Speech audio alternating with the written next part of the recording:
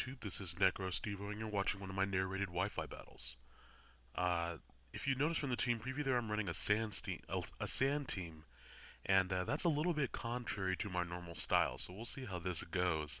As I actually tried to cobble together an OU team, really not the way I normally play things, but it's good to switch up your style every now and then. So I start off with Genkai. This battle was in person against my friend Pruitt, so of course no team preview. Um, but I get lucky and he misses the focus blast. It probably wouldn't have killed me just because of how bulky my Tyranitar is. But he has the focus ash and he dies from the sandstorm. So I was actually really expecting him to substitute and disable or something like that. But, don't have to deal with Gengar. He switches into Ludicolo. I'm expecting him to either Giga Drain or Leech Seed or something like that. So if he Giga Drained or Leech Seeded, he's going to have to deal with my Liquid Ooze on my Dark Cloud. This is fine by me as he's going to get worn down by the Sandstorm and the Liquid Ooze, and I can Toxic him slash hit up Toxic Spikes. Either way, he's not going to be able to sit in here and stall me out. Um, since I'm expecting him to switch, I am just going to go ahead and set up some Toxic Spikes. Uh, and I make a few misplays in here, kind of showing the dangerousness of over predicting your foe. As Gyarados comes in, I'm expecting him to start trying to set up on my Tentacruel. Um, and I'm kind of okay with that because I have so many things I can check it so easily. I go out into my Landorus, and I figured he might think I was Choice Scarfed and switch out. I don't really know why I went out on the Landorus. Um, Number one, I was expecting him to use Earthquake on my Tentacruel, and even barring that, I thought I would outspeed or at least scare him out. But he just stays in and goes for the waterfall, so I lost Landorus for no reason. On a really bad misplay, there was no reason to do that. I could have easily gone into Gastrodon or even into Genkai to take it. So to bait him into going for another waterfall, I go into Tyranitar, then I double switch out into my Gastrodon, a Syrinxa, and even with this, I get him to go for the Storm Drain.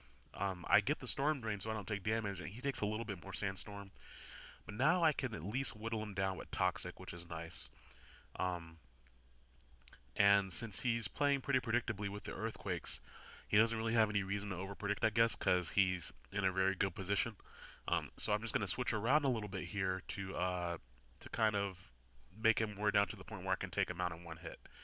I believe my Hydreigon is Scarfed, and I believe he's more of a bulky form of Mince. And so I am able to take him out because I am definitely timid. And I have max speed on this one, so yay for breeding and getting that 31 speed IV where it really matters. Togekiss comes in. I do not want to get Thunder Wave because I know it's coming. His Togekiss is very annoying. It's extremely bulky. It doesn't really have that much special attack. It doesn't really need it. It has a high special attack stat. But his is very bulky, and here is where we get to watch him flinch to death. I think he does this to both of my special walls. My Tentacruel and my Gastrodon both get flinched to death. So spoilers, I was kind of annoyed by that. Especially since that's only a 60% chance of being flinched, and he gets it 3 or 4 times in a row on both of my Pokemon. Um, and I don't know. I don't find that that is something to rely on. Really, 60% is really good, but I guess that's about the same as relying on something like Zap Cannon or Focus Blast. Um, it's kind of odd, that people because my opponent here is not the only person whom I've seen do this. Just rely on that flinch chance. Um, but anyways, though, I know he's going to maybe try to Thunder Wave me, so I went out into Genkai. I went for Substitute because I figured I'd be faster, and I know he doesn't carry the Aura Sphere. He switches out into Ludicolo, which I don't really care about. I can pummel this thing really, really well because I'm a high sub. Um, he does just go for Giga Drain, which unfortunately lets him get back a decent chunk of HP from my substitute. Uh, but that's okay because I'm going to hit him with a very, very powerful Focus Punch. And then once again, I can just switch into Tentacruel to wall him. Um, and maybe I should have done that initially so he wouldn't have gotten back so much HP from Giga Drain. He would have just lost HP from Liquid Ooze. But I think I would have been in about the same position had I just swapped out anyway, and I wanted to make sure he was going to go for the Giga Drain. And here he just goes for it again. I'm not sure why he went for it again, knowing that I had Tentacruel waiting in the wings. And here I'm hoping the Sandstorm and the Poison will finish him off, and I'm hoping, and it does. So no more annoying Ludicolo. Actually, I really like Ludicolo. I'm not sure why I called him annoying. But anyways, though, he brings in Skarmory here. Here I'm just fishing for the burn. I've had really bad luck with Scald burns lately, but here I get it on the first try, which is fantastic, because good grief, is Skarmory annoying. Now he will not be able to stall me out with any type of Roost shenanigans and sturdy and all that good stuff. So here I just go for another Scald, not sure what he wanted to do, maybe Whirlwind, and I get a crit. I don't know if that mattered based on the damage that the first one did. Couple that with another burn. If he was just going to Whirlwind me out, then it definitely wouldn't matter. Maybe he would have set up some more entry hazard, but then again, I could have just Rapid Spun. So I'm not really sure why he stayed in. I get a useless crit on the Acid Spray here, expecting him to just Thunder Wave, which is fine by me.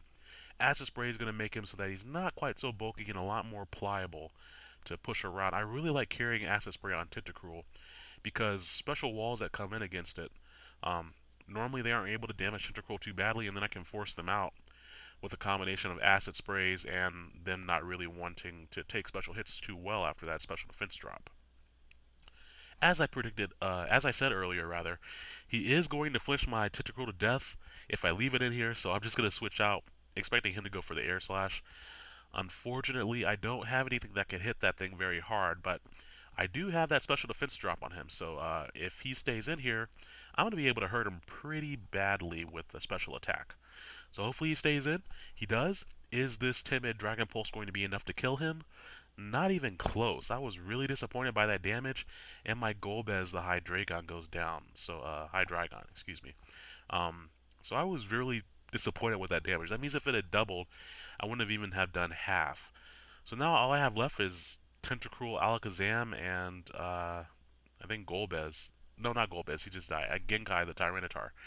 And the only thing he has left is a Scizor, which is really unfortunate because I don't have anything for Scizor at this point. He's kind of taken out everything that I have remaining. Um, and I'm hoping if I don't know, Genkai has a little bit more than half health. Maybe he could take a Brick Break, but I'm more specially bulky than I am physically bulky.